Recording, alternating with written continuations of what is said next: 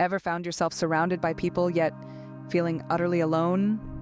It's a paradox of our times, a silent epidemic creeping into our lives. The hustle and bustle of everyday life can often mask the underlying dilemma of loneliness. Loneliness is more than just the absence of company. It's a deep-seated feeling of isolation, a gap between the relationships we have and the ones we yearn for. It's a universal human experience, one that can strike at any time, regardless of age, gender, or social standing. But its prevalence among young adults today is especially concerning. In this digital age, we've never been more connected, yet, paradoxically, we've never felt more isolated. Virtual interactions, while convenient, often lack the depth and intimacy of face-to-face connections. They offer a fleeting sense of belonging, but they rarely satisfy our innate need for meaningful social interaction. Moreover, the pressure to project a flawless life on social media can intensify feelings of loneliness. As we scroll through feeds filled with picture-perfect moments, it's easy to feel like we're the only ones struggling. This sense of isolation can be exacerbated by the inevitable comparisons we make, leading to lower self-esteem and a heightened sense of loneliness. And let's not forget the potential impact on mental health. Persistent loneliness can lead to serious health issues, including depression, anxiety, and even heart disease. It's a silent threat, one that creeps up on us subtly, often unnoticed, until it's too late. But it's not all doom and gloom. As complex as loneliness is, it's not an insurmountable challenge. It's a part of the human condition, a signal that something in our social world is amiss. And just as there are ways to navigate other life challenges, there are strategies to combat loneliness too. So if you've ever felt a pang of loneliness amidst a crowd, remember, you're not alone. Many of us grapple with this feeling of isolation, and it's okay to acknowledge it. The first step towards overcoming loneliness is recognizing its presence in our lives. But what if there were ways to overcome this feeling of isolation? Stay tuned as we unravel the complexities of loneliness and explore the path to a more connected, fulfilling life. The first approach to overcoming loneliness is expanding your social network. Forming new connections often serves as a sturdy bridge to cross the chasm of isolation. Let's explore some ways to find new friends and acquaintances. Consider joining clubs that align with your interests. If you're an outdoor enthusiast, local hiking or birdwatching groups could be your new haven. More of an indoor aficionado? There are book clubs, video gaming groups, and crafting communities waiting to welcome you. When you connect with people who share your passions, bonds form effortlessly. Taking a course at a community college is another brilliant strategy. Not only do you get to learn new skills, but you also meet people who share your curiosity. Opt for classes that encourage social interaction, like foreign language, acting, or dance lessons. Who knows? Your next best friend might be hiding behind a Spanish textbook or a pair of ballet shoes. Local events serve as a vibrant hub for social connections. Concerts, art exhibits, sports events, these are places where you can find like-minded friends. This option suits you well if you can't commit to scheduled classes or group meetings. Volunteering is another path you can take. It allows you to support a cause you care about while meeting new people. The bonus? It boosts your confidence, a trait that can help you initiate conversations and form connections. Now let's talk about shared interests. They're the glue that holds friendships together. If you find common ground with your acquaintances, you're more likely to connect on a deeper level. Encourage them to join local groups or attend events with you. Shared experiences often lead to shared friendships. One more thing, don't rush the process. Whether you're trying to make new friends or get to know an acquaintance, allow the relationship to develop naturally.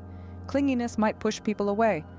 Remember, the goal is not to amass a large number of acquaintances, but to cultivate deep and meaningful relationships. Your social network isn't a numbers game. It's about the quality of connections, the depth of conversations, and the warmth of shared experiences. Now that you've made acquaintances, how do you turn them into friends? Well, let's dive into some actionable strategies to deepen your connections. One surefire way is to extend an invitation for a casual activity. It could be a walk in the park, a coffee catch-up, or a quick lunch with a coworker. These low-pressure outings offer a chance to converse beyond the surface level, helping you to understand each other better. Another tip is to focus on shared interests. Discovering common ground can help you form a stronger bond. If you both love photography, why not suggest a photo walk? Or if you're into books, how about starting a mini book club? Shared hobbies create an environment where conversations flow naturally and awkward silences are less likely. Offering your time or asking for help is another strategy to consider. If an acquaintance needs help moving into a new home or painting a room, lending a hand can open up opportunities for deeper connection. On the flip side, if you need help with something, don't hesitate to mention it. We often bond over shared experiences, and overcoming challenges together can foster a sense of camaraderie. Reconnecting with old friends is also a great way to turn acquaintances into friends. If there are people from your past that you wish you could spend more time with, why not reach out? Social media makes it easy to reconnect with old classmates or colleagues, reminisce about old times, and catch up on each other's lives. You never know, a strong friendship might be waiting to be rekindled. Now, it's important to remember not to rush the process. Building meaningful friendships takes time. Being too eager or clingy might push people away. Allow the relationship to develop naturally. Let conversations flow at their own pace and give each other space. In essence, turning acquaintances into friends boils down to shared experiences, common interests, and a genuine willingness to invest time in the relationship. Patience is key in this process. Allow relationships to develop naturally. After all, the best friendships aren't built in a day, they're built daily. In the age of social media, we often mistake quantity for quality. We're caught in this digital era where the number of followers or friends we have online becomes a measure of our social worth. But let's pause for a moment and ask ourselves, does having hundreds or even thousands of online friends truly fulfill our need for connection? The answer is likely no. And that's because quality relationships are far more important than the sheer number of connections we have. True friendship isn't about how many people you know, but about the people you can count on. The ones who are there for you, not just during the good times, but also when the chips are down. You see, it's not the number of friends that matters, but the depth of the relationships. Having a small circle of close friends can provide better social support than hundreds of online friends. These are the people who truly know you, who understand your strengths and weaknesses, who accept you for who you are, and who can genuinely empathize with your experiences. This depth of connection is what helps us feel understood, accepted, and loved. It's what helps us feel less alone. It's not about having an audience to share our highlights with, but about having a support system to share our lives with in all its ups and downs. Now, this isn't to say that having many friends or followers is bad. They can certainly add color and diversity to our lives, but when we start to equate the number of our connections to our self-worth, that's when we lose sight of what truly matters. So, how do we cultivate these quality relationships? Well, it starts with being genuine, being present, and being there for others. It's about investing time, energy, and emotions into a select few, rather than spreading ourselves thin across many. Remember, friendships are not a numbers game. They are about forming deep, meaningful connections. So let's start focusing on nurturing these quality relationships rather than getting caught up in the quantity. When it comes to friendships, always prioritize depth over breadth. Often our insecurities and fears can be a barrier to forming meaningful connections. This is a truth that many of us live with, but it doesn't have to be a life sentence. Our perception of ourselves significantly impacts how we interact with others. If we see ourselves as uninteresting, strange, or too much to handle, we might shy away from reaching out, leading to a sense of isolation. This isolation, in turn, can reinforce our insecurities.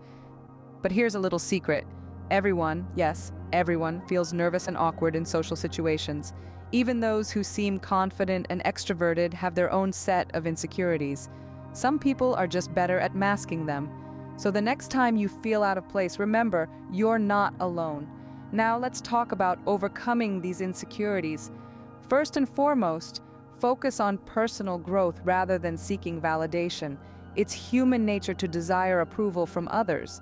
But when we hinge our self-worth on external validation, we set ourselves up for disappointment. Instead, concentrate on improving yourself for your own satisfaction. Work on skills you want to enhance, pursue hobbies you enjoy, and strive to become the best version of yourself. Next, practice self-compassion. Be as kind to yourself as you would be to a dear friend. It's easy to fall into the trap of self-criticism, especially when we're feeling insecure. But remember, it's okay to make mistakes. They're part of the learning process. Don't beat yourself up over them. Instead, acknowledge your feelings, learn from your missteps, and move forward. Lastly, challenge your negative thoughts. Our minds can be our worst enemies, feeding us harmful narratives about ourselves. When you catch yourself thinking negatively, ask yourself if the thought is factual or if it's just your insecurities talking. Then try to replace it with a positive or neutral thought. Remember, confidence comes with time and practice. Don't let insecurities hold you back from forming meaningful connections. You have the power to conquer your fears and insecurities. The journey may not be easy, but it will be worth it. Did you know that there's a difference between loneliness and solitude? Yes, there really is. Loneliness is a negative emotional state that comes from feeling disconnected from others. It's a sense of isolation, even when you're surrounded by others.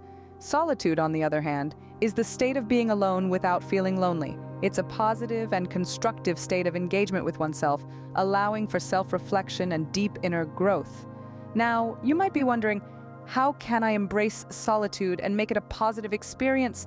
Well, it's simpler than you might think. Firstly, find hobbies and activities that you can enjoy alone.